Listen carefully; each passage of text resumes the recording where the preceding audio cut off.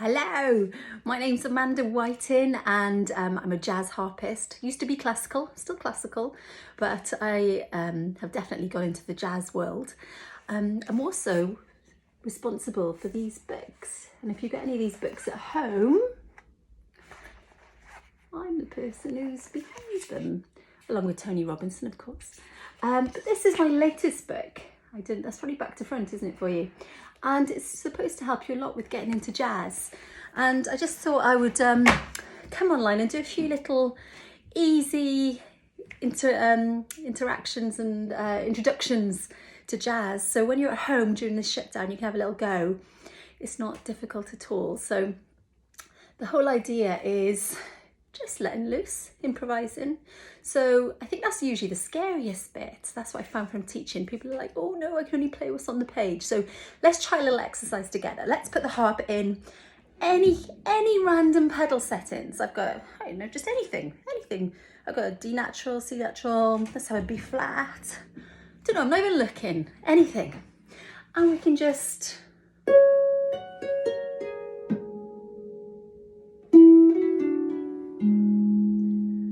to me already sounds like Debussy. Not so much.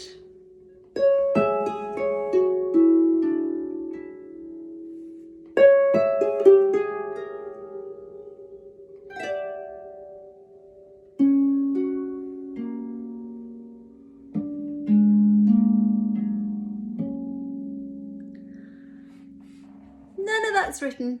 That's just made up. May sound awful, it may sound amazing, but the point is, it was just made up, and that's what improvising is.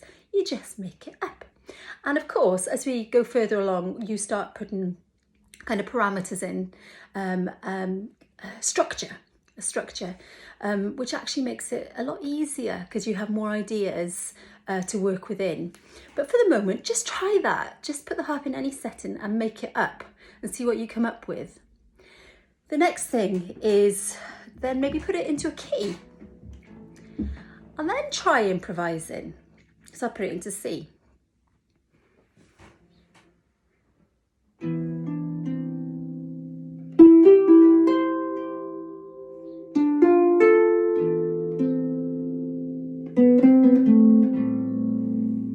can play anything, any chord, anything.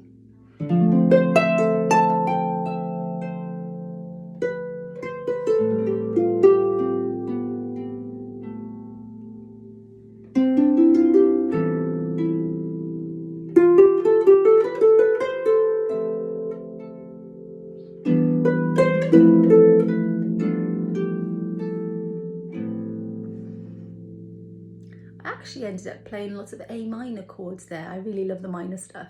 But I'm just playing any chord in C. I'm playing any note in C. Try it.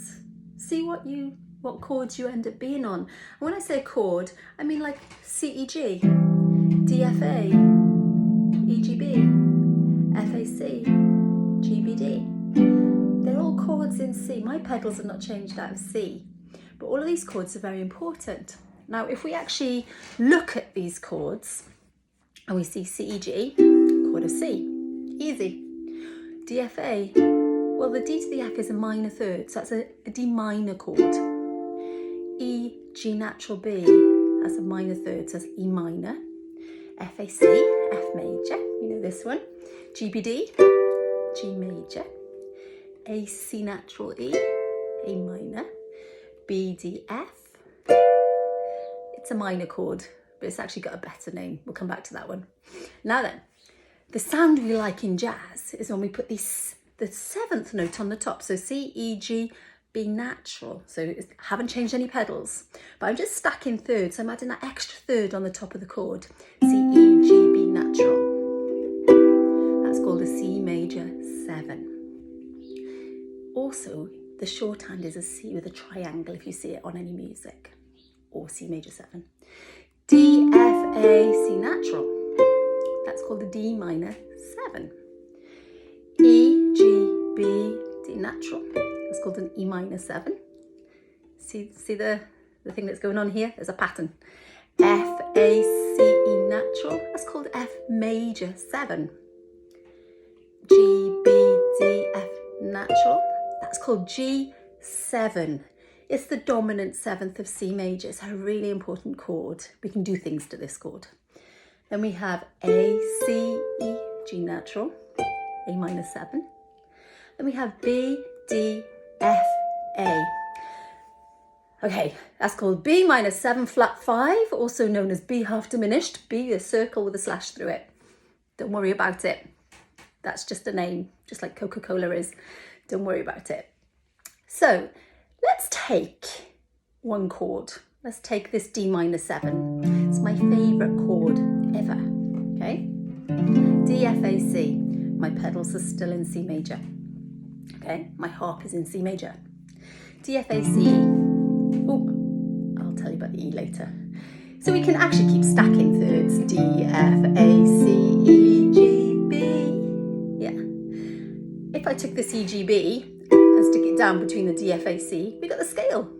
Got all of the notes covered, haven't we?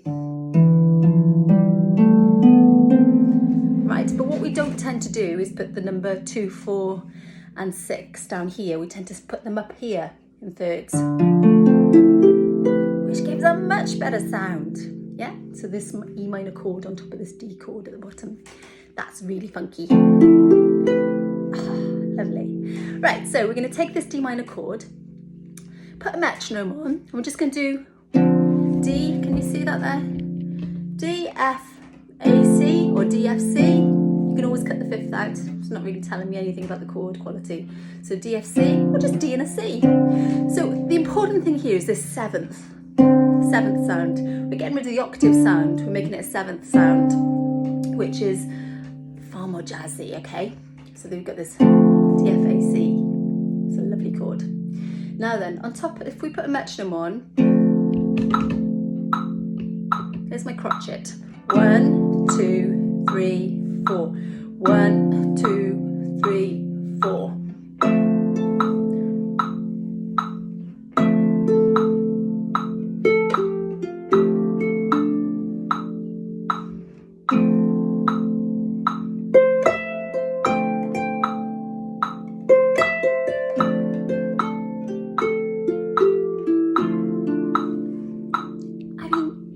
Sounds quite funky, doesn't it? All I was doing then, I was playing the left hand on the first beat of the bar, and my right hand was making it up on any notes it fancies. And probably because I'm playing a D minor chord, which is actually a mode of the Dorian, it's called the Dorian mode, I might want to stick to thinking in the scale of D up here, D to D. It's called D Dorian, and it happens on the second scale in C major. It's minor, it sounds minor, doesn't it? But it's actually, we're still in C major on our feet. Okay, so all this is happening naturally under C major. Let's switch that off. So you can noodle around on that for ages and ages and have a really great time. Then you might want to just kind of maybe mix the left hand accompaniment up. 1, 2, 3, 4. 1, 2, 1, 2, 3, or even 1, 2, 3, 4. A little bit of a habanera. I'm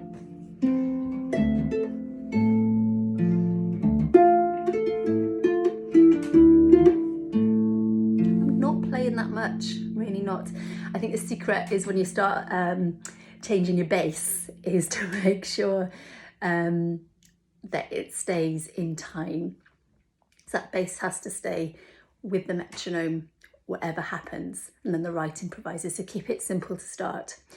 So that landscape, that area is D minor, D Dorian. So the chord is called D minor, and the scale D to D is called D Dorian. So if we then pick another chord in C major, let's go to chord 1, 2, 3, 4, 5, 6, the A minor chord, the A minor 7 chord, A, C, E, G. And we think of the scale, A to A up here, that's A Aeolian. Just a label for now, just let it wash over you like the sound is going to. So we've got D Dorian area, D to D. Then we've got A Aeolian, and the chord is A minor. So when you've got bored of doing D minor,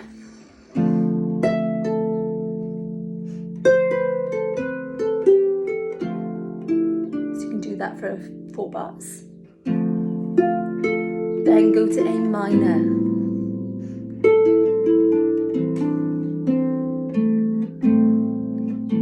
And do that for 4 bars or 8 bars. Then back to D minor. So you can alternate between these two areas, these two landscapes of sound, and they're modal areas. They're Dorian and Aeolian. I know they're probably new words, aren't they, really? I think as harpists we're just used to major, harmonic minor, melodic minor, and actually the melodic minor is the descending, it's the Aeolian. I think that's right, isn't it? Yes, the Aeolian scale. Think about that, maybe research it, have a look. But these are 2 landscapes I wanted you to have a look at. I'm going to add more and more and more. And basically I was just trying to, if I show it to you here, chapter 5 of the book, Finding Your Voice, and it's got these 2 chords, and that's what that's all about. So when you've got used to keeping your beat, this is the book, yeah? When you've got used to keeping your beat and improvising, excuse my hand, and improvising over those, we can add more flavour, we can add more blues notes and things. But having a good bass and keeping a good strong bass of the metronome is really important, allowing your right hand to use your imagination and go wild. So try those 2 things, see if you like them. Let me know, post some comments, and I'll add a few more videos up. Enjoy!